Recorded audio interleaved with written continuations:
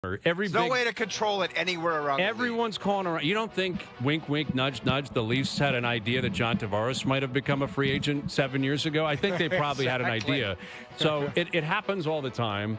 But I think what would bother the Leafs, I guess, and bother Leaf fans is the idea that last year it was in Marner's head, I'm going to Vegas.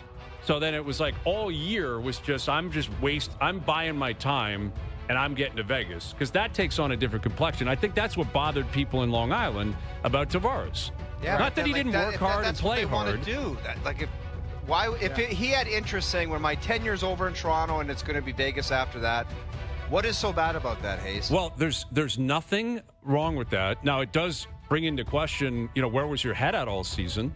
Like, how committed to your current team can you be if you've made up your mind you're leaving at the end of the year and you know where you're going? Which could never be proved. No, it could never I understand that. It's not about proving now. Like, let's call it what it is. No one's going to prove that. Mitch Marner's not going on a stand and, saying, I swear to tell the truth. That's not going to happen. Right. But if that is I guess what I'm driving at is, again, the aftermath of Marner leaving. Is it possibly going to get to a point where his return is perceived the way Tavares was when he returned to the Islanders? Is that possible if this blows up? That it's like, oh, Marner's been down looking for houses, and he was in Vegas, so he was the whole treat us like gods and all that kind of stuff was completely bogus.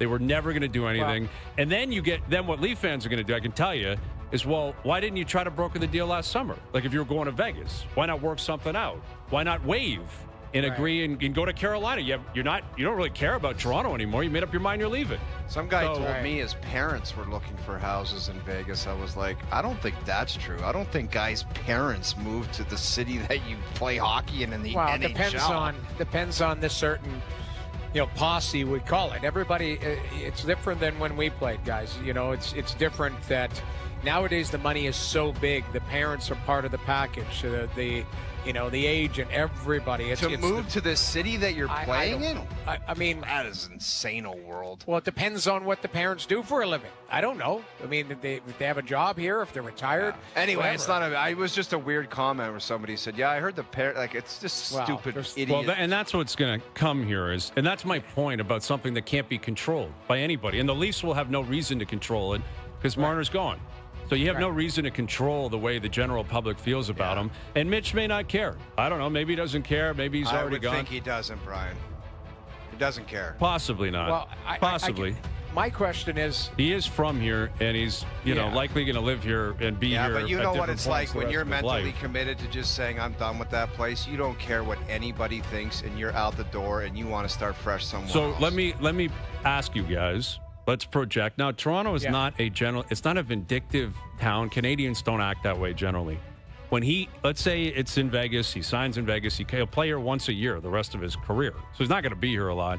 Let's say he's here next year, January 23rd. What do you think it's going to be like in that building? That's honestly, that was the question I was coming with too, and I was asked that today.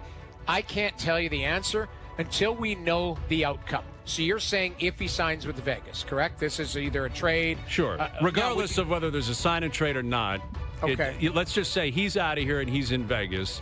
And, then stories start coming out. Maybe we can't even go there because then it's projection and who knows what the hell is actually going on. I'm going to say this. By judging of the last 10 minutes of that Game 7 against the Florida Panthers where he was booed touching the puck, and it was kind of like isolated where you could tell when he touched the puck, this might sound like some amateur fan, but I don't think it's going to be roses like, oh, great. I think fans just, I don't know.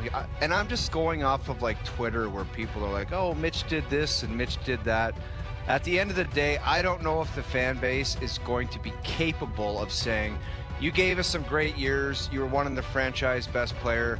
I'm going to give you a standing O. I really don't know if it's that simple. I don't. No, I don't think it is. I think it'll be a conflicted crowd. I think it'll be a conflicted crowd. I think that's the best way you could describe it. Yeah. Conflicted crowd. Again, with Tavares, and it's different, I get it, but with Tavares, it was 100% vitriol and nasty and like, screw this guy.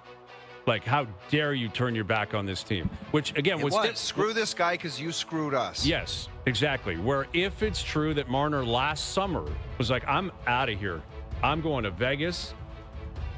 I don't think Leaf fans are going to respond well to that. I don't think they should be expected to respond well to that. It's his life. It's his career. But it is sports, and, people have different reactions. We all know Toronto sports fans are not wired like New Yorkers and New York sports fans. Like, New Yorkers are crazy about stuff like that. And it just got to a point where, like, when Tavares went down there, that was one of the craziest things I've ever seen. Yeah. Like, it was insane when he went down there to play the Islanders for the first time. I think it's 50-50. Don't you think it would be 50-50, the reaction? Like a lot of boos, and then some people would be like, let's move on, depending on how the team's doing too. Like, well, the other that's thing true. too is if the team moves on and is chugging along, I think people are like, yeah, you gave us 9 years, it didn't work out, they're happy, things look differently. I think some people will have that thought process. Hayes, the minute he leaves, they hate him, and that's it. They want to kick him in the ass on the way out the door. I think it's 50-50. And what is though, man? Exactly. Yeah, right. What is different is my understanding, again, not being from Long Island or being an Islander fan, is that a large majority, if not everyone, wanted Tavares to stay. Where this is different. There's a large portion of the Leaf fan base that is waiting for Mitch to leave, like wants a change. Right. Just wants a different feel, that it's been 9 years, something's got to give, DNA this, DNA that. If he wants to leave, go for it.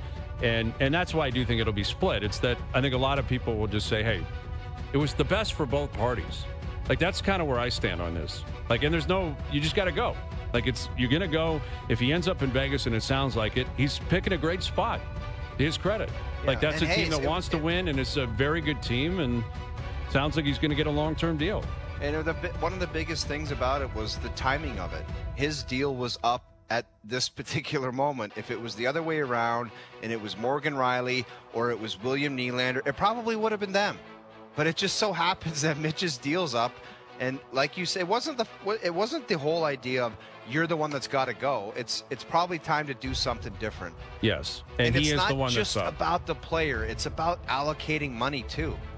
And maybe having two players at $6 million as opposed to one that makes 14 or wants 14. That's all it is. It's very simple stuff.